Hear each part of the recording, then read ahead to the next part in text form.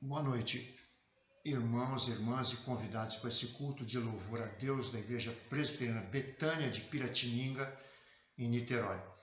Eu agradeço novamente ao reverendo Eduardo pela gentileza do convite para compartilharmos um trecho da Palavra de Deus que se encontra na primeira carta, ou Epístola de São João. O texto está na primeira carta de João, capítulo 3, verso 2, que diz assim: Amados, agora somos filhos de Deus e ainda não se manifestou o que haveremos de ser. Sabemos que quando Ele se manifestar, seremos semelhantes a Ele, porque haveremos de vê-lo como Ele é. Ele aqui se refere a Jesus. Essa declaração revela dois momentos distintos na ordem cronológica. Primeiro é o agora.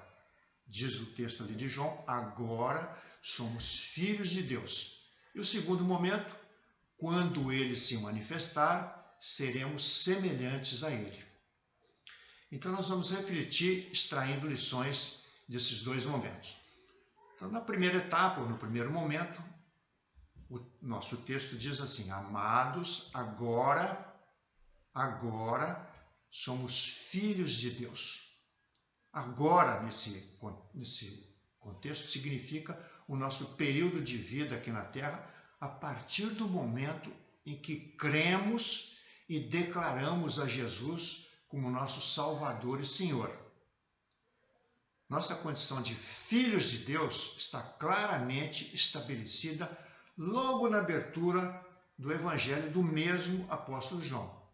Então, logo no primeiro capítulo, nos versos 10 a 13, nós lemos o seguinte: O Verbo estava no mundo, o Verbo aqui se referindo a Jesus, o Verbo estava no mundo, o mundo foi feito por intermédio dele, ou seja, ele é o arquiteto do universo, mas o mundo não o conheceu. Ele, Jesus, veio para o que era seu, mas os seus não o receberam, se referindo aos judeus que não o reconheceram como o Messias prometido. Mas a todos quantos o receberam, mesmo os judeus e também os gentios, a todos quantos o receberam, a esses deu-lhes o poder de serem feitos filhos de Deus. Estou lendo aqui o trecho da Escritura. A todos quantos o receberam, deu-lhes o poder de serem feitos filhos de Deus. A saber, aos que creem no seu nome. Então, condição sine qua non para sermos filhos de Deus, crer no nome de Jesus. Os quais não nasceram do sangue, nem da vontade da carne, nem da vontade do homem, mas de Deus. Ou seja, aquele novo nascimento, em que a gente vê aquele diálogo de Nicodemos com Jesus. Então, no primeiro momento, nós vemos aqui 4 ações aqui nesse texto que a gente acabou de ler. Primeiro, a ação de Jesus, o Verbo. Verbo é aquela palavra que indica ação. Todas as coisas foram feitas por intermédio dele. Ele, o arquiteto, construtor. O segundo ponto é a nossa resposta, crer nele e recebê-lo. A todos quantos o receberam, os que creram no seu nome, aí vem a resposta de Jesus. Deu-lhes o poder de serem feitos filhos de Deus. E, finalmente, a nossa adoção por parte de Deus. Esses que foram feitos filhos de Deus, os quais não nasceram do sangue, nem da vontade da carne, nem da vontade do homem, mas de Deus. Esse conceito, então, de adoção, que nós acabamos de ver aqui, Deus nos adotando como filhos, fica muito explícito na abertura da carta de Paulo aos Efésios, logo no começo, logo no primeiro capítulo, logo depois da saudação, na abertura da carta, ele já começa orando dessa maneira: Bendito o Deus e Pai de nosso Senhor Jesus Cristo, que nos tem abençoado com toda sorte de bênção espiritual nas regiões celestiais em Cristo, assim como nos escolheu nele em Jesus, antes da fundação do mundo, para sermos santos e irrepreensíveis diante dele. E em amor nos predestinou para ele, para a adoção de filhos. Estou lendo aqui a carta de Paulo aos Efésios. Em amor nos predestinou para ele, para a adoção, literalmente aqui, para a adoção de filhos, por meio de Jesus Cristo, segundo o beneplácito da sua vontade, para louvor da glória de sua graça, que ele nos concedeu mediante ou gratuitamente no amado, o amado aqui Jesus. Então, resumindo agora essas palavras do apóstolo Paulo, esse trecho longo aqui que eu acabei de ler, resumindo as palavras de Paulo, Deus, o Pai, nos escolheu para sermos adotados como filhos por meio de seu Filho unigênito, Jesus Cristo. Então, esse conceito fundamental da fé cristã que eu estou enfatizando aqui, dignifica o papel da adoção. Adoção, às vezes, a pessoa adotada, muitas vezes, quando descobre que foi adotado, fica triste, fica, às vezes, deprimido ou se sentindo diminuído, quando devia ser exatamente o contrário. A adoção é uma atitude extremamente digna. Tá? Infelizmente, há famílias em que os pais biológicos não adotam afetivamente os filhos. Por outro lado, felizmente, nós vemos pais não biológicos, tanto em famílias nucleares quanto em instituições de acolhimento, no seio da igreja, né, que adotam filhos de todas as idades, amando-os da forma parecida com aquela forma com que Deus nos amou como filhos adotivos, né, a ponto de dar o seu próprio filho para morrer em nosso lugar. Que maior amor pode haver do que esse, né? De dar o seu próprio filho para ele vir aqui para morrer, para pagar o nosso pecado, para morrer em nosso lugar.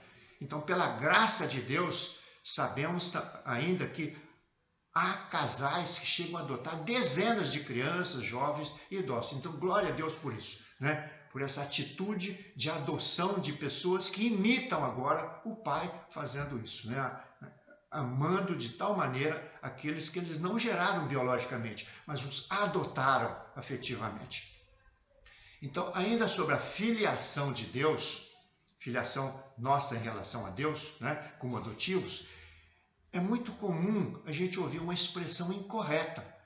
Muitas pessoas eu já ouvi dizendo assim, somos todos filhos de Deus. Quando a pessoa muitas vezes quer reivindicar alguma coisa, alguma bênção, né? Alguma coisa boa, né? Diz, eu também sou filho de Deus, somos todos filhos de Deus. Não é verdade. Somos todos criaturas, né? Nós como seres humanos, né? Homens naturais, nós somos criaturas de Deus. Mas filhos de Deus são aquelas criaturas que são transformadas em filhos de Deus, conforme as palavras do próprio Jesus em Mateus, aqui capítulo 5, versos 44 e 45, que dizem assim, a palavra de Jesus agora, eu, porém, vos digo, amai os vossos inimigos e orai pelos que vos perseguem, para que vos torneis filhos do vosso Pai Celeste, porque ele faz nascer o sol sobre maus e bons e vir chuva sobre justos e injustos. Então, filiação não é automática. Então, nós nos tornamos, como que diz a palavra de Jesus, nós nos tornamos filhos de Deus através do novo nascimento e da caminhada de santificação. Então, concluindo agora o verbo 45, aí naquele mesmo texto aqui de Mateus, diz assim, porque ele faz nascer o seu sol sobre maus e bons e vir chuva sobre justos e injustos. Essa declaração é uma declaração importante também, é a declaração da chamada graça comum de Deus que abrange justos e injustos. Aqui vai então um reforço, aqui um estímulo para nós orarmos pelas nossas autoridades, para que a graça comum de Deus, do Pai, se derrame sobre a nossa nação, livrando-nos dessa pandemia e de suas consequências pessoais, coletivas, econômicas, né, alcançando justos e injustos. É assim que nós, filhos de Deus, podemos abençoar toda a nação. O nosso texto de referência, 1 de João, capítulo 3, verso 2, primeira parte, aquela parte a respeito do agora, revela que o tempo de agora ainda tem outro significado relevante, além do que a gente já colocou aqui até agora. Diz assim: amados, agora somos filhos de Deus e ainda não se manifestou o que haveremos de ser. Então, esse ainda significa que vai acontecer alguma coisa, né? Ainda não se manifestou o que haveremos de ser. Então, essa frase aqui já deixa implícito aqui que vai acontecer alguma coisa que vai nos revelar, nos manifestar o que nós haveremos de ser, que nós ainda não somos, tá certo? Então, essa expressão refere-se a um evento cósmico, futuro, uma coisa fenomenal, né? A partir da qual se concretizará o que haveremos de ser. Enquanto nós aguardamos esse evento sobrenatural, crendo que ele vai acontecer, né? No tempo do agora, o nosso conhecimento é ainda incompleto. Chama a atenção sobre essa palavra conhecimento, né? Desde o tempo do Éden que a gente tem essa fome de conhecimento, esse desejo de conhecer, né? O homem e a mulher queriam conhecer o bem e o mal, foram tentados exatamente nisso, né? Então, o nosso conhecimento é ainda incompleto, conforme o apóstolo Paulo nos ensina através da carta aos Coríntios, no capítulo 13. Tá? Então, eu extraí algumas expressões desse trecho. Tá? Não vou ler o trecho todo, apenas extrair expressões aqui dentro desse meu argumento aqui.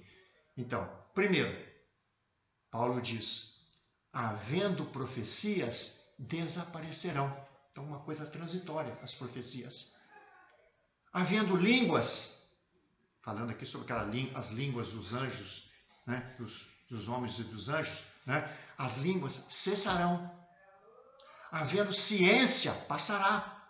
A ciência que nós conhecemos, apesar de toda essa explosão da ciência, passará. Segundo ponto, porque em parte conhecemos, então veja, com toda essa explosão da ciência, ela ainda está muito longe de identificar ou de descobrir os segredos do universo, apesar de que muitos cientistas aí têm essa presunção de achar que o Big Bang é já a explicação final do que aconteceu no universo, né? Então, em parte conhecemos e em parte profetizamos. Porque agora, nesse momento, né, o momento do agora, vemos como em espelho, obscuramente. Isso é uma metáfora, né? Naquele tempo, o espelho, não havia tecnologia de hoje para produzir espelho. O espelho era uma placa metálica que era polida, então, obviamente, que nunca podia ser um plano perfeito. Então, ela tinha ondulações que deformavam a imagem. Então, é como se a gente estivesse vendo a nossa imagem no espelho, mas toda, né, com uma certa confusão, com uma certa ondulação. Não vemos com perfeição. Então, ele diz: agora conheço em parte. Então, nesse momento do agora, nós conhecemos em parte. Tá? Entretanto, no tempo do agora, as Escrituras nos alimentam com revelações que, apesar de incompletas, mas são suficientes para sustentar a nossa fé. Então, o que a gente conhece, o que a Escritura nos oferece, é suficiente para a nossa salvação. Então, as revelações que nós temos são suficientes para sustentar a nossa fé enquanto nós caminhamos na jornada de santificação. Então, estamos num processo. A nossa vida aqui no agora é um processo constante, uma caminhada constante de santificação. Nós crescemos no conhecimento de Deus, né? Mas um conhecimento ainda incompleto.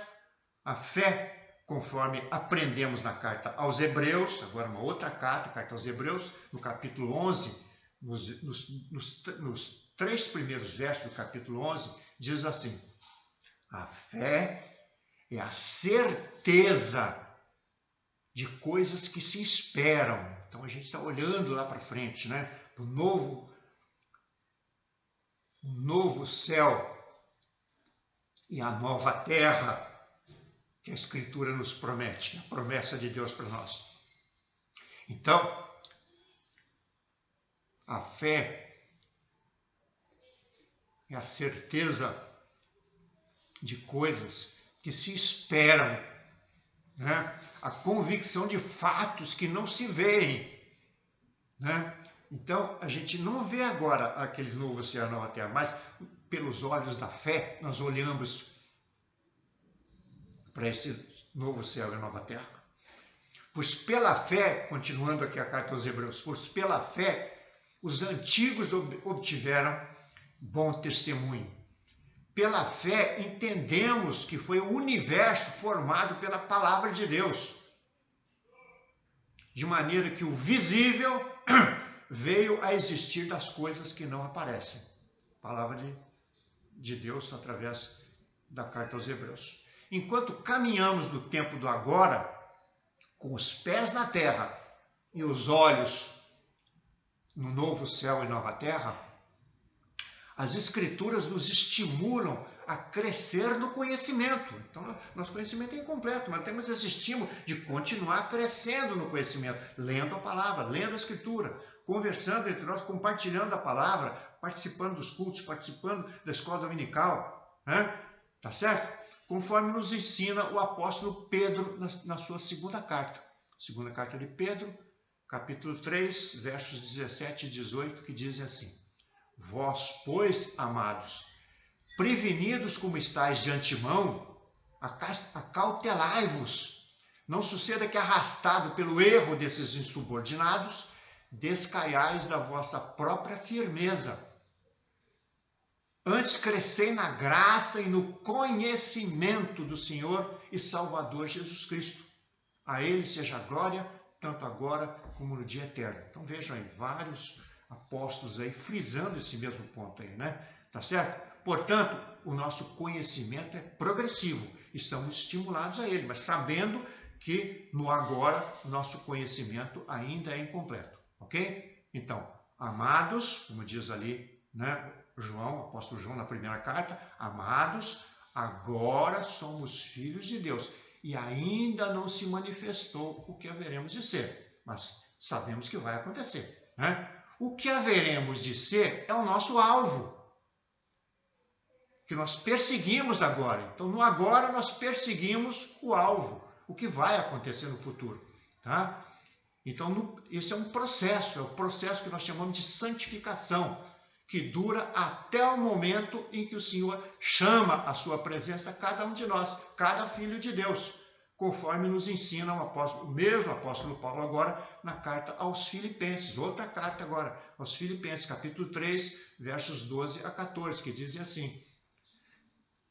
Agora, Paulo, numa posição humilde, né, mesmo tendo tido visão direta do Senhor Jesus, ele é humilde a ponto de dizer essa palavra aqui. Olha, não que eu o tenha já recebido ou tenha já obtido a perfeição. Então, o próprio apóstolo Paulo declarando aqui que ele não tinha atingido a perfeição, né? Mas prossigo para conquistar. Então, vejam, é um processo de conquista, né? Então, prossigo para conquistar aquilo para o que também fui conquistado por Jesus Cristo. Eu fui conquistado por Jesus Cristo para a salvação, né? Irmãos, quanto a mim, Paulo, olha, ainda a palavra de Paulo, irmãos, Paulo falando, quanto a mim, não julgo havê-lo alcançado, mas uma coisa faço, esquecendo-me das coisas que para trás ficam, né, vamos deixar as mágoas, ressentimentos, os traumas do passado, dos quais nós já nos arrependemos e confessamos a Deus, né, e a pessoas que nós ofendemos, né, enfim, deixando para trás as coisas que ficam, aquelas que devem ficar para trás, e né, avançando para aquelas que diante de mim estão, prossigo para o alvo, palavra de Paulo, prossigo para o alvo, para o prêmio da soberana vocação de Deus em Cristo Jesus. Voltando ainda ao nosso texto básico ali do agora. Amados, agora somos filhos de Deus e ainda não se manifestou o que haveremos de ser. Até o final da minha palavra vocês já terão decorado esse texto aí, né? Então, apesar de termos agora um conhecimento limitado a respeito do que haveremos de ser, nós temos uma promessa impressionante para aquele segundo momento, quando ele, Jesus, se manifestar, né?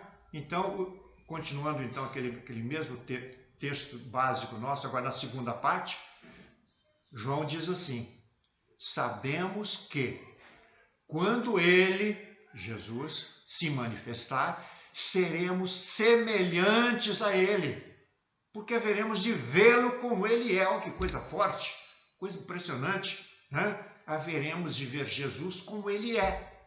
Tá certo? O que significa essa expressão? Quando ele se manifestar.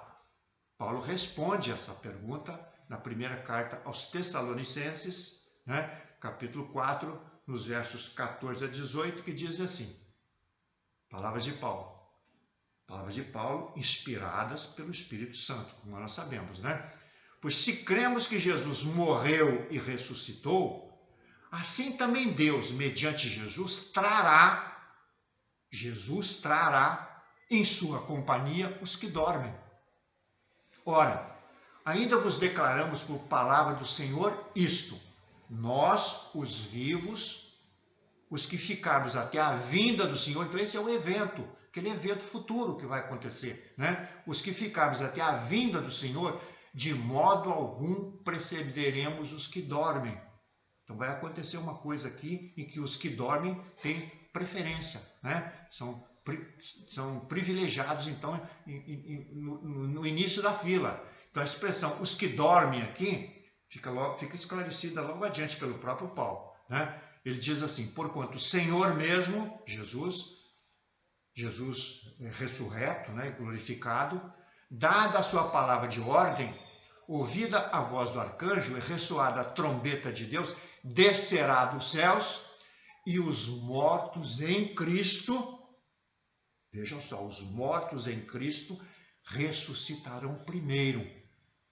Depois nós, os vivos, os que ficarmos, seremos arrebatados juntamente com eles entre nuvens para o encontro do Senhor dos ares, e assim estaremos para sempre com o Senhor. Ou seja, os mortos ressuscitam com novos corpos, os que estiverem aqui serão também transformados. Isso está declarado de uma maneira muito detalhada, né? na primeira carta de Paulo aos Coríntios, capítulo 15, mas eu não vou entrar nesse detalhe, mas Paulo deixa bem claro ali que nós teremos corpos semelhantes ao corpo de Jesus ressuscitado, né? Tá certo? Então nos encontraremos com o Senhor nos ares e assim estaremos para sempre com o Senhor.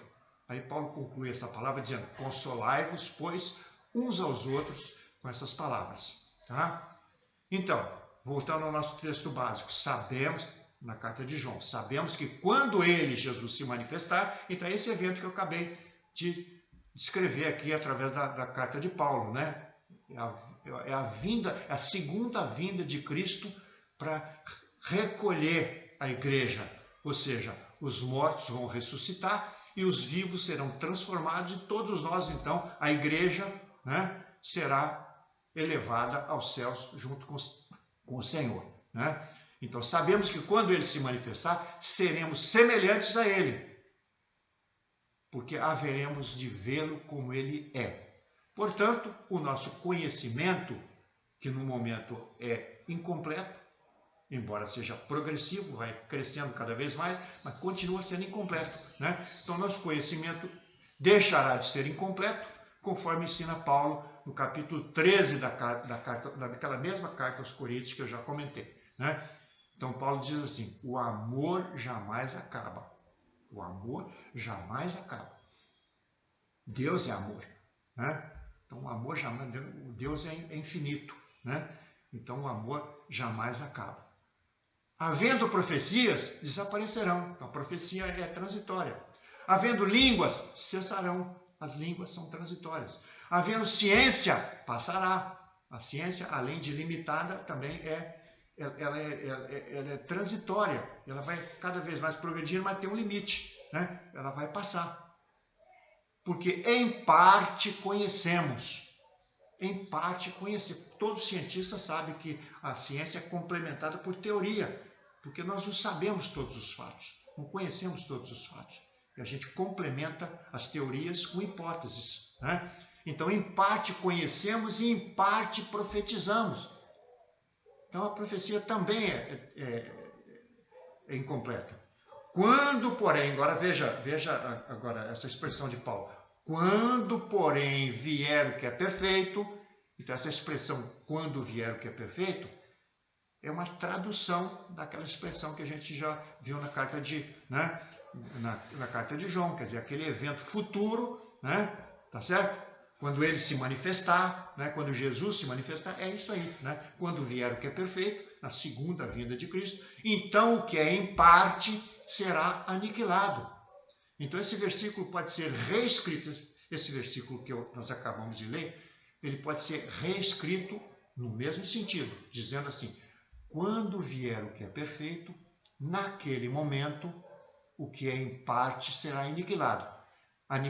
Então, aquela palavra então, que nós acabamos de ler, é uma partícula substitutiva para evitar a repetição da expressão de tempo que foi expressa anteriormente. Portanto, nos versículos a seguir, a palavra então, que já foi usada antes, né, no versículo que eu acabei de ler, significa quando vier o que é perfeito.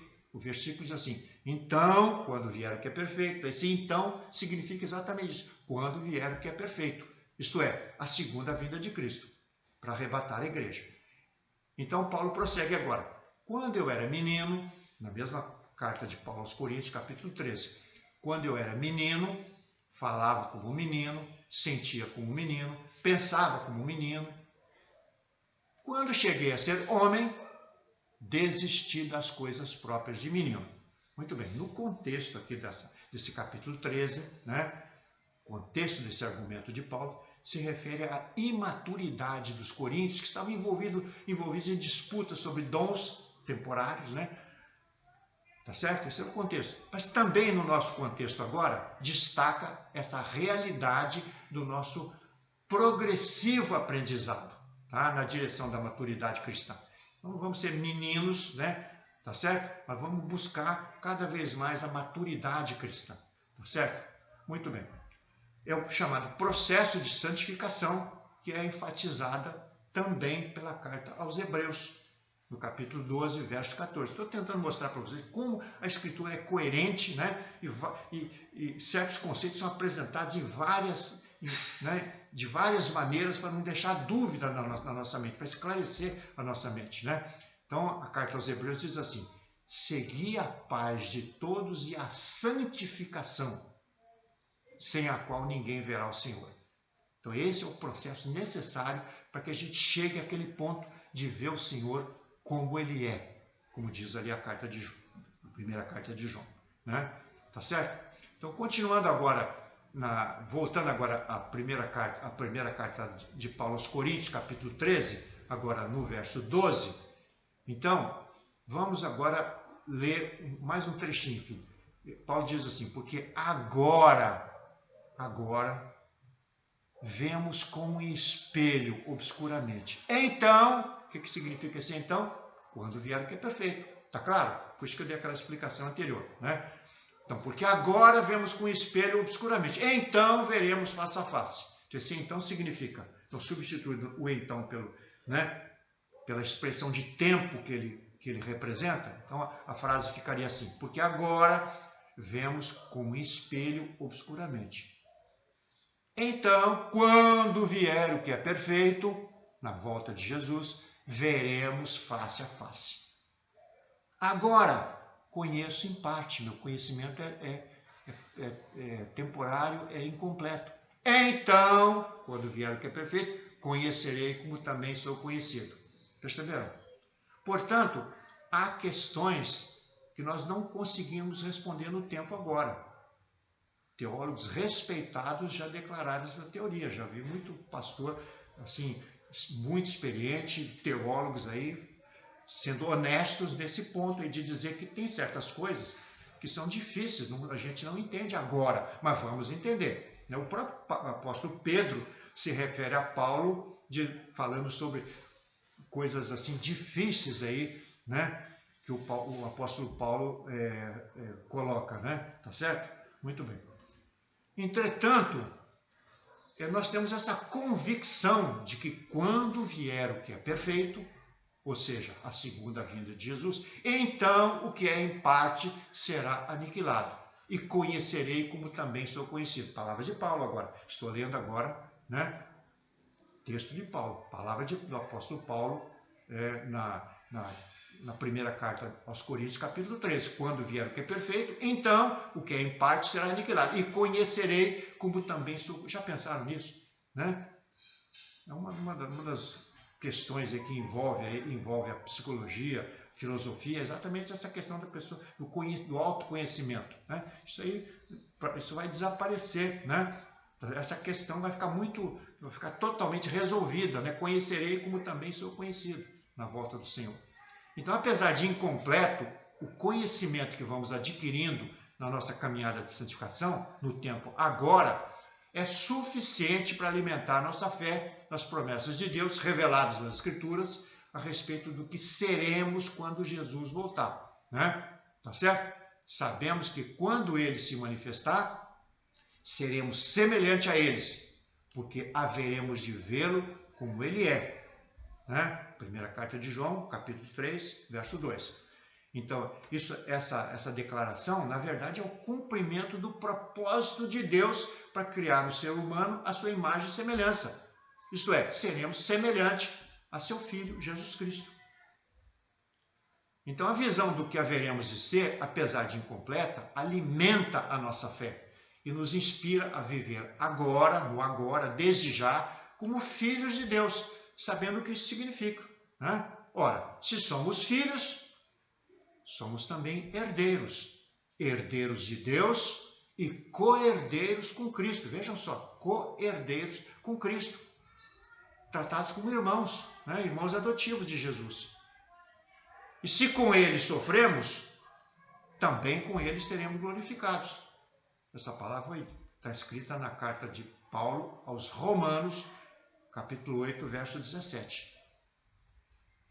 Convém, então, encerrar agora essa nossa longa reflexão, estimulando os irmãos a prosseguir na caminhada em direção ao nosso alvo, né?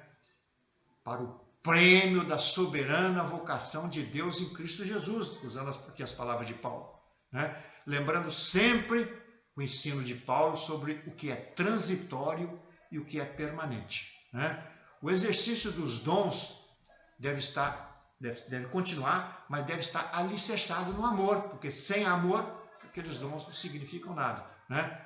Tá certo? O exercício dos dons deve ser alicerçado no amor, sem o qual nenhum dos dons nos aproveitará, usando a expressão de Paulo. Agora, eu não posso deixar de convidar as pessoas que nos ouvem a se perguntarem, diante do que as Escrituras afirmam, que foi dito aqui, sou de fato filho de Deus? Sou co-herdeiro com Jesus?